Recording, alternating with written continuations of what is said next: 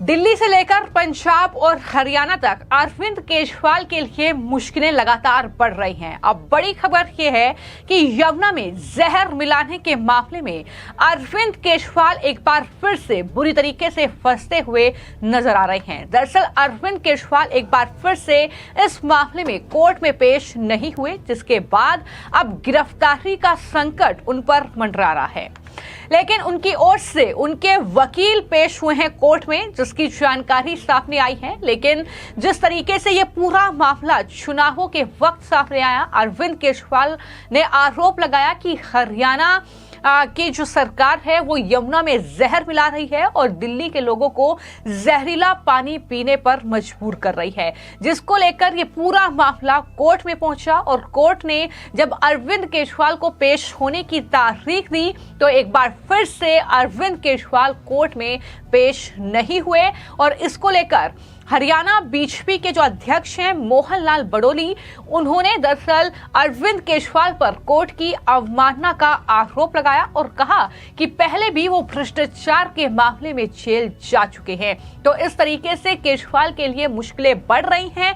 और जब अरविंद केजरीवाल कोर्ट में पेश नहीं हुए तो हरियाणा के मुख्यमंत्री नायब सिंह सैनी ने भी सवाल पूछा है कि अरविंद केजरीवाल आखिर कहां हैं। नायब सिंह सैनी ने तंज कसते हुए ये कहा कि केजरीवाल अभी मूर्छित पड़े हुए हैं, वो कहीं दिखाई नहीं दे रहे हैं, आखिर कहां है अरविंद केजरीवाल। तो इस तरीके से लगातार जो कहीं ना कहीं बयानबाजी का दौर है वो शुरू हो गया है। पिछले कुछ दिनों से जहरीला पानी है।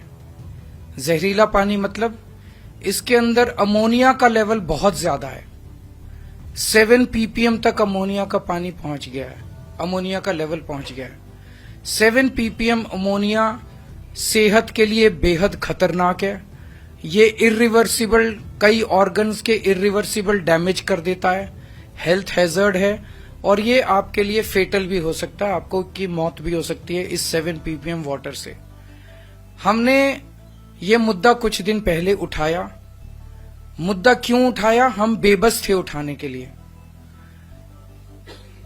जब ये कुछ दिन पहले, उसके भी कुछ दिन पहले अमोनिया का लेवल धीरे धीरे बढ़ने लगा यमुना के अंदर, तो आतिशी जी ने नायब सैनी जी को फोन किया।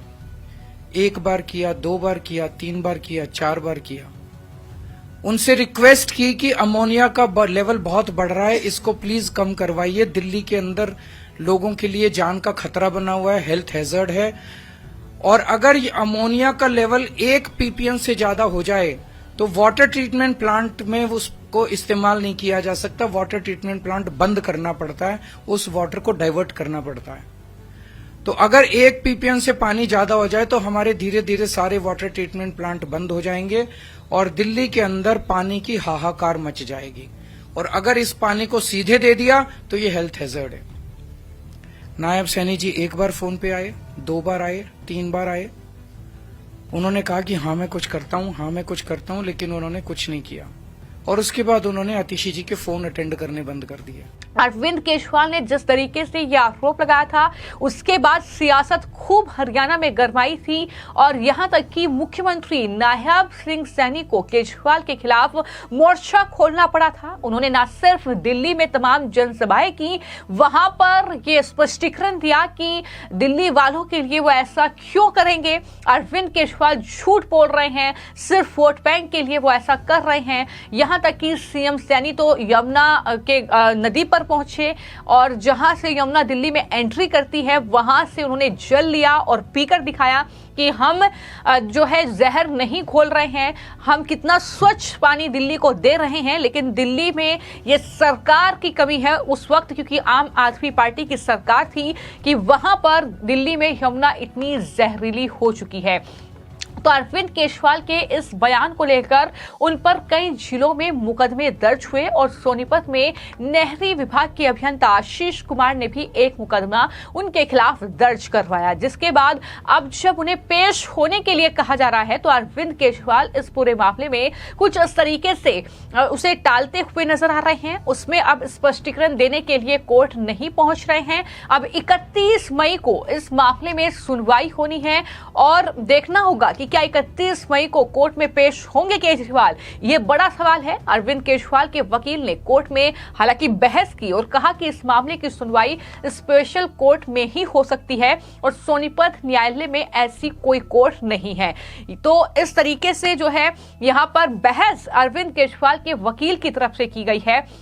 लेकिन माना जा रहा है कि अरविंद केजरीवाल अगर इसी तरीके से कोर्ट में पेश नहीं होते हैं तो उनके खिलाफ गिरफ्तारी वारंट भी जारी हो सकता है। इस तरीके की जानकारी भी मिल रही है। बुरे फंस सकते हैं इस मामले में अरविंद केजरीवाल, क्योंकि हरियाणा में मुख्यमंत्री नायब सिंह सैनी ये कह चुके हैं कि हम अरविंद केजरीवाल के खिलाफ कोर्ट में अब इस पूरे मामले को लेकर लड़ाई लड़ेंगे।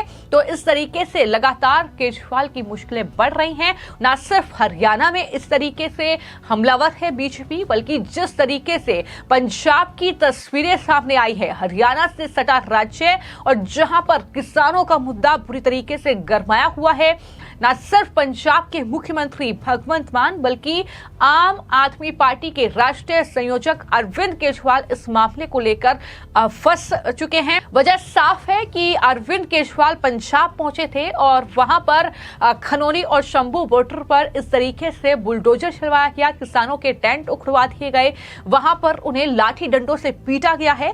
जिसके बाद अब इस पूरे मामले को लेकर राकेश टिकैत का बयान सामने आया है। जिस तरीके से पुलिस ने किसानों के टेंट उखाड़े हैं उसको लेकर राकेश टिकैत ने कहा है कि यह तानाशाही रवैया अपनाया गया है, तोड़फोड़ करना गलत है।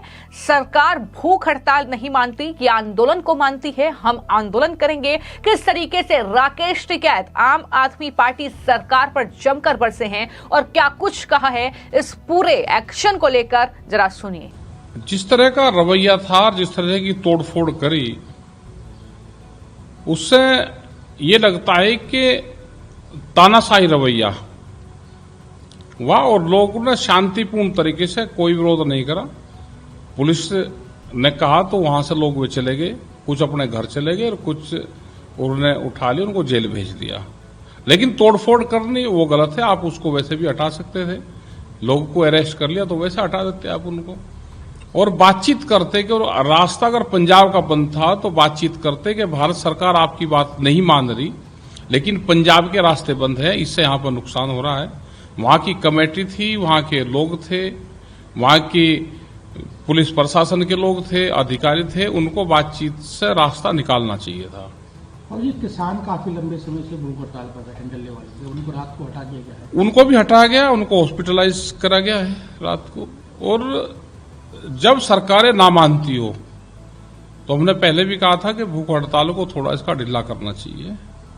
ये सरकार भूख हड़ताल लोगों को नहीं मानती है तो आंदोलन को और उन चीजों को मानती है। और आंदोलन भी अगर एक साल तक चलेंगे तो इसका मतलब सरकारें कोई गंभीरता नहीं दिखा रही। भारतीय किसान यूनियन का अगला कदम क्या? अगला हम ये है कि पंजाब की हमारी सब जत्थेबंदियां हैं, जो संगठन वहां पे एसकेएम वहां पे फिजिकल रूप से उस आंदोलन में नहीं था, उनकी कमेटी वे क्या निर्णय लेते हैं और जो भी पंजाब की जत्थेबंदी निर्णय लेगी हम सब उनके साथ में हैं। कल उत्तर प्रदेश में 21 तारीख को हर जिला मुख्यालय पे प्रदर्शन है और भी स्टेट में है।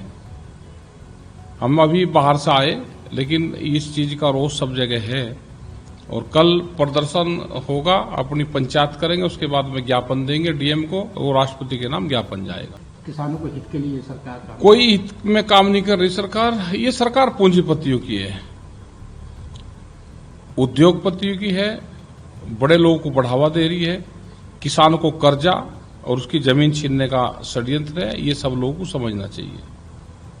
तो वहीं पर हरियाणा में जब नेताओं से इस तरीके से इस पूरे मामले को लेकर प्रतिक्रियाएं ली गई तो वहां पर चाहे मंत्री अनिल विज हो, चाहे मुख्यमंत्री नायब सिंह सैनी हो, उनका यही कहना है कि हम लगातार किसानों से बातचीत कर रहे हैं, हम उनकी मांगे जो भी हैं उस पर संज्ञान ले रहे हैं, कृषि मंत्री उन पर बातचीत कर रहे हैं, केंद्र जो है लगातार टीमें भेज रहा है किसानों से बातचीत करने के लिए। लेकिन ये भगवंत मान सरकार है, ये आम आदमी पार्टी के नेता हैं जिनका दोहरा चेहरा बेनकाब हुआ है। कई नेता ऐसे हैं बीजेपी के जो साफ तौर पर ये याद दिला रहे हैं कि एक तरफ वो तस्वीर याद कीजिए जब दिल्ली में इन किसानों ने केंद्र सरकार के खिलाफ जो है आंदोलन पर के बैठे थे और तब अरविंद केजरीवाल ने अपना फायदा देखते हुए इन किसानों को, इन प्रदर्शनकारी जो वहां पर थे, जो खालिस्तानी वहां पर किसानों की आड़ में आए थे, उन्हें दरअसल सारी सुविधाएं दी गई थी। उन्हें वाईफाई से लेकर उनके लिए खाने पीने की व्यवस्था, एसी तक उनके टेंट में लगवाए गए थे।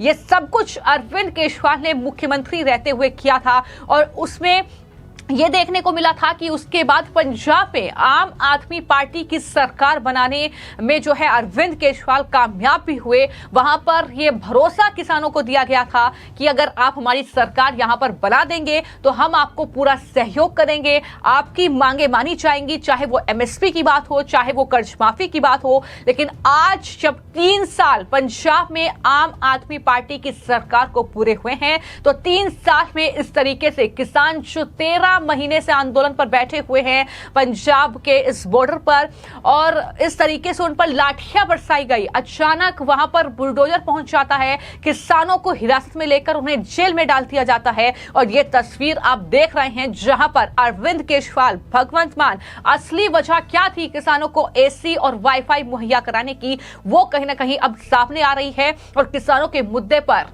इस तरीके से आम आदमी पार्टी के नेता, फिर चाहे संजय सिंह हो, अरविंद केजरीवाल हो, भगवंत मान हो, वो पूरी तरीके से बेनकाब हुए हैं जिस तरीके से किसानों के आशानों पर बुलडोजर की ये कार्रवाई की गई है। फिलहाल आपकी इस पूरे मामले को लेकर क्या राय है हमें कमेंट बॉक्स में जरूर लिखें। धन्यवाद।